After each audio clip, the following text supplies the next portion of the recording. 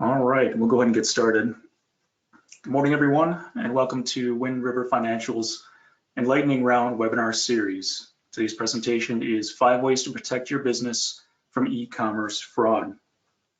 My name is Doug, and I'll introduce myself more in a moment, but just to mention that I'll do my best to keep today's presentation to 15 minutes in line with our EnLightning Round series. So I'll address any questions at the end. However, feel free to enter them into the console at any time.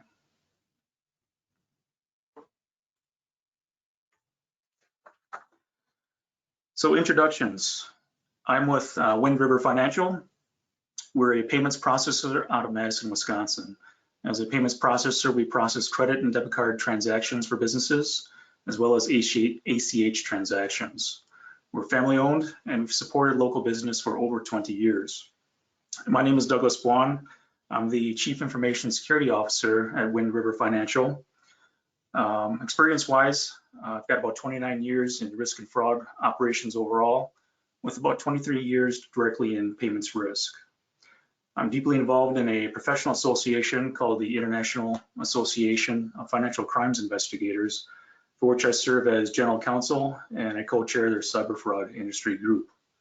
Aside from that, I'm also a member of the U.S. Secret Service Cyber Fraud Task Force and the FBI's InfraGard Public-Private Partnership.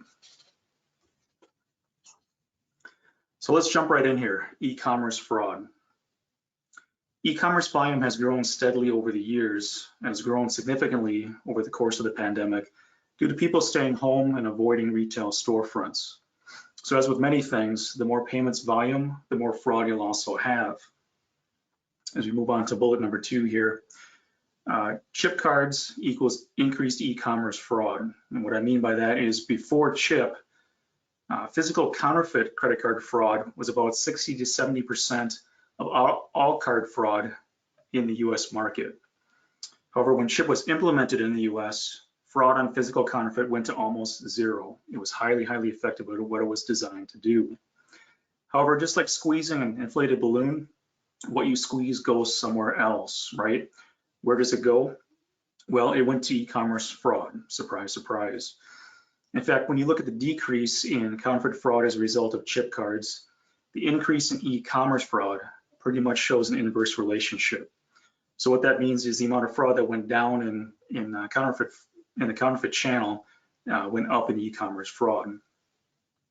If you were to ask me, what does this e-commerce fraud ecosystem look like? Well, high level, organized criminal rings hack websites and merchant computer networks.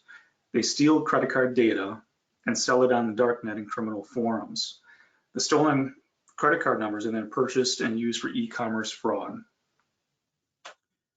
Going on to bullet number 3 here, because e-commerce fraud levels are significant, basically all major online retailers are using sophisticated anti-fraud systems that use fancy functions like artificial intelligence and geolocation, anti-bot technology, and other functions to determine if the transaction is legitimate. One of the providers with whom Wind River partners also provides a fraud guarantee. If they say to go ahead and fulfill the order and ship the product because they believe it's legitimate, and you later receive a fraud chargeback, they reimburse the product and the shipping costs. The business case here is usually that the time used for employees to review orders for fraud can be eliminated, and also that you can then ship internationally with confidence. Some of you may have received international orders, but you were concerned about fulfilling it because you weren't sure if it was fraud or not. This can help eliminate that. The nuance here with this anti-fraud guarantee is that any chargebacks must come in a fraud category, not other types of chargeback codes such as not as expected or something like that. So when we talk about e-commerce fraud, we also have to talk about the other side of the coin, which are cyber attacks to the e-commerce environment. And this is more prevalent than you might think. For bullet number 1 there, we look at digital skimming or e-skimming, as some may call it.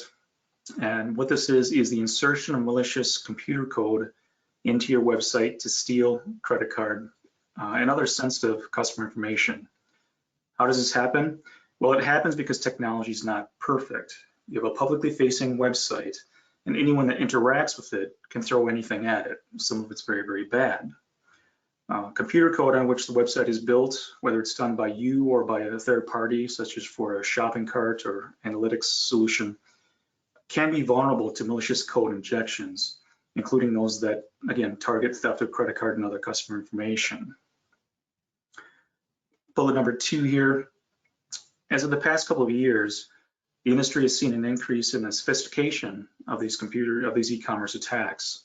The bad guys are having more success at stealing credit card data from websites, and the way they're doing it has become very hard to detect, even by IT staff. As one example of this, we had a customer that was going through the situation where credit card data was getting stolen from their website. We were getting repeated communications from, for instance, Visa and MasterCard saying, get this cleaned up, get this cleaned up. This particular business's IT staff was highly effective. They'd done everything from reviewing the HTML code on their website, twice over, couldn't find anything wrong. They, disabled and disconnected the analytics plugins on their website. Nothing seemed to stop the bleeding, so to speak. I then recommended that they involve a computer forensics firm that's certified to handle this sort of stuff. And once this forensics firm got involved, they were able to identify the malicious code that was on their website and help them get it cleaned up. So what are the bad guys doing here? They're compromising these, mostly they're compromising these third-party plugins, such as the marketing analytics solutions, shopping carts, and so forth. They may be attacking the payment page directly on the website, but as of most recent, they're really attacking these third-party plugins. Since these plugins are integrated with the merchant website, they're able to jump from the plugin to the checkout page, and it's from there that they steal the data.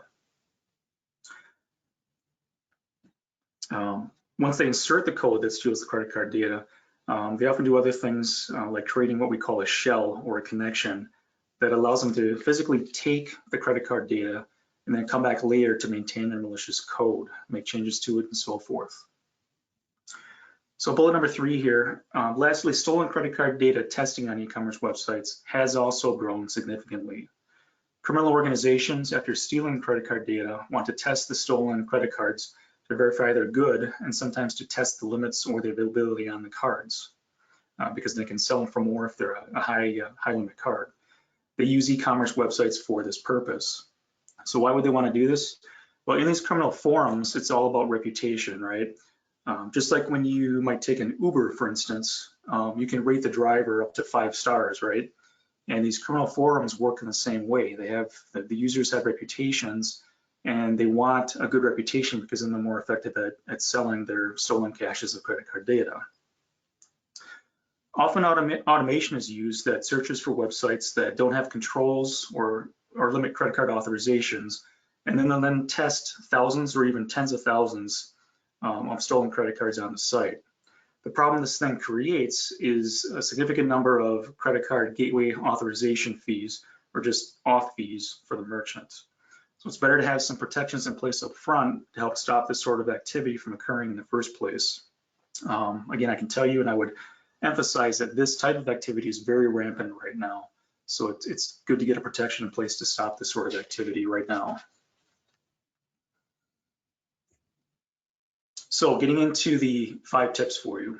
Number 1, require strong passwords for website administration, marketing and analytics plugins, shopping carts, and all third-party software. So this is a lot of kind of gobbledygook, right? What we're saying here is that somewhere you or your web developer logs into your e-commerce website to maintain it. So at a minimum, have a strong password such as 12 characters or more, using upper and lowercase letters, numbers, and special characters. You've probably heard that type of advice quite a bit. But better yet, use multi-factor authentication. And what multi-factor is, and it's probably most effective to give you an example here, is many of you have logged into your financial institution's website. And what happens is once you correctly enter your username and password, You then get a ping on your cell phone that says, is this really you trying to log in to your account? You have the options of saying yes or no, or you might have to enter a short code. This is multi-factor authentication. It's kind of an out-of-band communication to verify that it's you. For any sensitive information that needs to be protected, it's the minimum amount of security you should be using. Anyone who works in data security will tell you that if you're using only username and password, that's not strong enough in today's environment based on the tools and techniques used by bad guys. So it's only a matter of time before it gets compromised. Multi-factor authentication should be in place.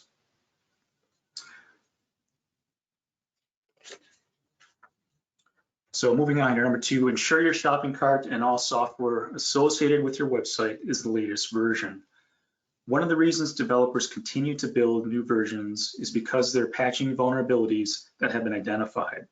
If you don't update your version, your website or your shopping cart will continue to be vulnerable. How do you update it? Well, one way is by checking your website of the website of your shopping cart or other software solutions to see if an update is available. If so, do it. And I know it's easy for me to say that, and it takes a little bit more than that. You got to test it and so forth to make sure everything's working correctly. But it is very, very important to keep those web applications up to date. Get on your solution provider's email list so you get notifications when updates to software have been released. Tip number 3, use Google's reCAPTCHA or other anti-automation tools to mitigate stolen credit card number testing. reCAPTCHA is a free solution from Google that helps thwart automated activity on your website. Remember how we said that bad guys will use automation to test thousands or tens of thousands of stolen credit cards on your website? reCAPTCHA can help stop this type of activity. reCAPTCHA will try to tell if a visitor is a human or a bot and only present the challenge if they cannot tell. The current version of reCAPTCHA is version 3, but they also have reCAPTCHA Enterprise, which is the most robust solution. And I believe it's the only version that has a cost to it. However, Google allows up to 1 million tests per month at no cost, after which there are some fees, but I believe they're very reasonable.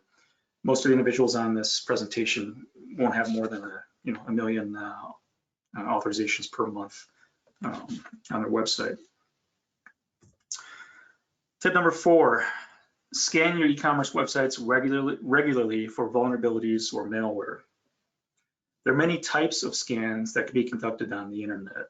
What is useful for your website are vulnerability scans, which can help look for weaknesses that could be exploited by bad guys, and other types of scans that can help look for code on your website that doesn't belong, malicious computer code or malware, such as that which steals credit card data. Talk to your credit card processor about their solutions.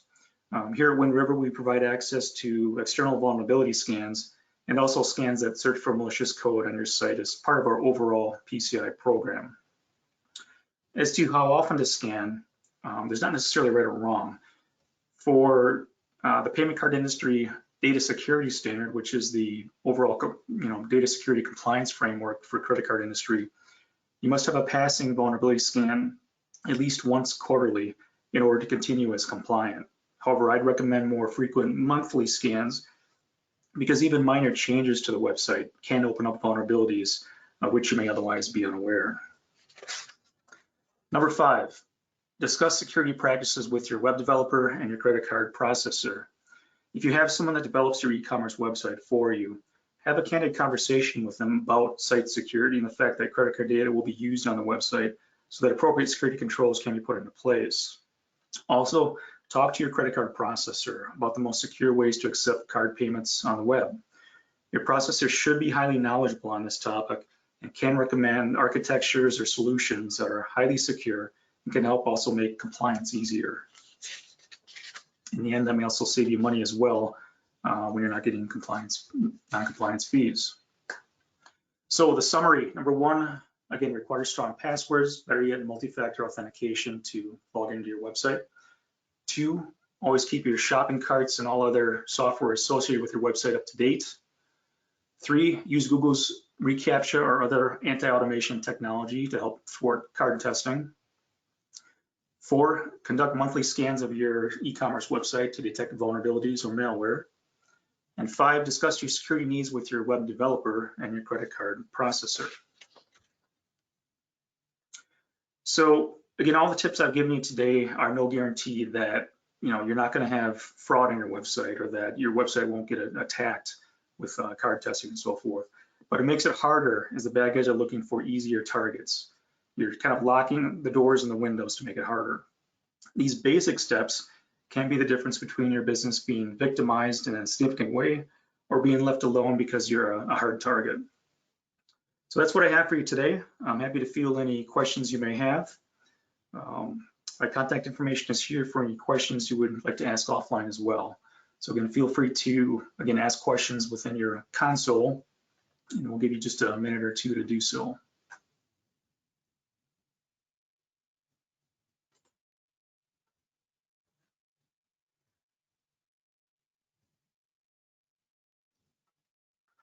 All right. And not seeing any immediate here, but again, my contact information is there if you'd want to ask any offline. Thanks for coming today. Have a good rest of your week, and thank you for attending. Brenda, we can go ahead and terminate the session.